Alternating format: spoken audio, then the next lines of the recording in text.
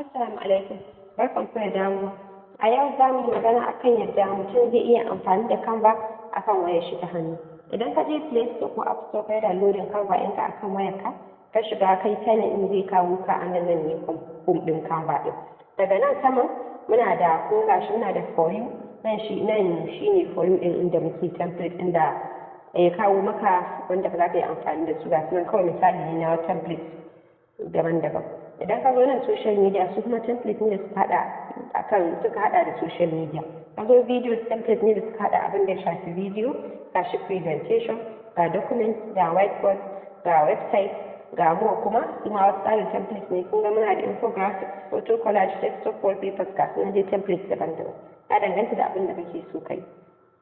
Yanzu bari mu je mu ɗauki kafin wannan kuma bayan nan kuma za ka iya ka zo nan gashi nan daga nan ƙasa muna da ko nan shine ko muna da project ɗin da za ka ga ayyukan da kake yi, muna da plot nan za ka zo ka danna ka zaɓi irin kana son ka fara aiki kamar wani template ga nan daban-daban ma za ka iya zaɓa. Muna da kuma overall template in ka zo nan zai kawo ka za ka ga duka template ɗin ga nan categories ɗinsu daban-daban da za ka iya zaɓa. Wannan kuma themes ɗin za ka yi amfani da shi ne kawai idan kana amfani da canva ko wato idan ka biya kuɗi. Bari mu dawo ku. Za mu ɗauki misalin template ɗaya sai mu yi misalin yadda za ka yi editing ɗin shi a wayarka ta hannu. Bari mu ɗauki wannan gashi nan wannan coming soon ɗin. Idan ka selecting template nan zai kawo ka nan ne za ka yi editing wannan template ɗin. Daga nan ƙasa gashi muna da wannan plus ɗin. Gashi idan ka danna shi zai kawo ka inda akwai nan ƙasan akwai design, inda akwai element a cikin ramin wa'annan abubuwan su za ka yi amfani da su ka editing template.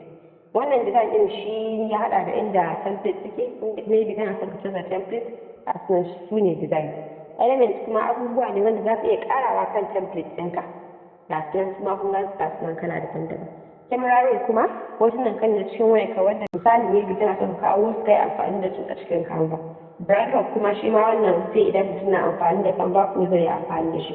Idan ka zo upload kuma hotuna ne da videos da audios wanda kai upload da shi wai kawo su cikin canva wanda suna nan cikin canva in za ka yi amfani da su ko shiga da dama. Daga nan kuma muna da text za ka iya inda za ka iya adin text a cikin template ɗin. Ga draw kuma shi ma zai baka dama ka yi drawing akan template ɗin. Projects kuma wannan su ne ayyukan wanda ka riga kai a baya a nan za ka zo ka gan su. Ga apps su ma applications ne wanda za ka yi amfani da su akan canva. Suna da applications ɗin daban-daban. Sai background kuma background ne wanda za ka iya canzawa a kan wanda ke kan template ɗin ka sa naka wanda kake so. Bari mu koma kan aikin da muka fara. Ga su nan wannan template ɗin da muka zaɓa da duk abin da ka danna ka ga ya kawo maka wannan purple box ɗin.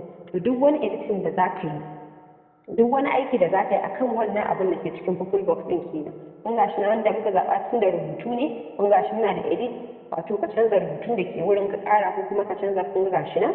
Sannan kuma ga shi muna da font za ka iya canza font ɗin ka zaɓi wani. Ga shi akwai text style, ga font size, ga color, ga format, spacing, effect, animate, transparency, ga su nan duk wasu abin da ke nan abin da ka canza nan zai yi aiki ne akan abin da ke cikin wannan purple box ɗin. Kun ga yanzu misali muka zo nan wurin sun ɗin ga sun ga purple box ɗin ya koma kan sun. To yanzu duk wani abin da aka yi zai zama to kan sun ɗin nan zai faru. Idan ka zo nan ka danna wannan abin to kun ga yanzu duk wani aiki da ka yi duk wani abin da ka canza daga nan ƙasan to akan wannan abin ne da ke cikin purple box ɗin zai canza. Kun ga yanzu idan muka zo nan muka canza color muka sa ga shi nan kun ga yanzu color ɗin ya canza. Ga color ɗin za ka iya canza su daban kun ga gashi nan duk a color inda muka sa akan wannan ne zai akan wannan abin da ke cikin purple box ɗin zai hau. Idan ka zo nan kuma yanzu na dinga gaba ɗaya overall hoton to yanzu duk wani aiki da zan yi akan wannan overall hoton zai faɗa. Kuma yanzu gashi nan idan na zo na canza color kun gani gashi nan gashi nan color ɗin yana canza. Kuma za ka ma iya canza background ɗin ba ma color ɗin kaɗai ba. Idan ka zo nan wurin plus ka danna plus sai ka zo nan ƙasa in gashi inda muke da background to za ka iya zaɓar wani background ka yi amfani da shi. Kuma gashi nan na canza wannan background ɗin. Gashi na canza background ɗin ya koma wani background. Gashi nan dai kun ga mutum zai iya amfani da canva akan wayar shi ya yi duk wani abin da zaka iya yi akan desktop. A nan muka kawo ƙarshen wannan bidiyo ɗin. Kar ku manta ku yi subscribing to channel ɗin nan, kuma ku yi liking, kuma ku yi sharing da yan uwa da abokan arziki. Na gode.